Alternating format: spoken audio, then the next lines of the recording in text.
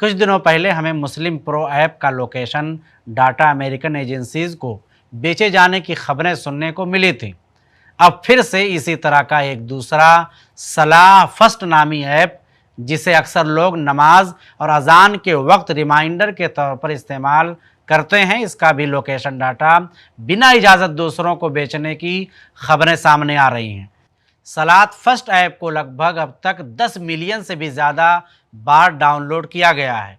अमेरिकी digital media voice के मुताबिक सलात फर्स्ट ऐप ने उसके यूज़र्स का लोकेशन और उनके मूवमेंट की पूरी जानकारी प्रीडिसियो नामी फ्रांस की कंपनी को बेच दिया है।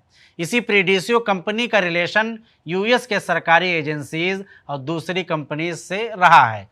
वॉइस की इस रिपोर्ट के मुताबिक हिशाम बौशबा, जो कि इस सलात फर्स्ट ऐप के डेवलपर हैं, उन्होंने ये बात कंफर्म की है कि इस एप्लीकेशन ने उसके यूज़र्स का लोकेशन डाटा प्रीडिसियो कंपनी को बेच दिया है।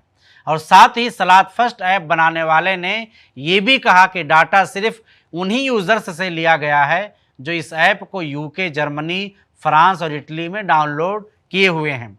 ऐसी खबरों से साफ तौर पर मालूम होता है कि ज़्यादातर मुसलमानों से जुड़े ऐप्स का लोकेशन डाटा और उनसे जुड़ी सारी जानकारी को सरकारी एजेंसीज को बेचा जा रहा है, जिससे ऐसा लग रहा है कि ख़ास तौर पर मुसलमानों को ट्रैक किया जा रहा है।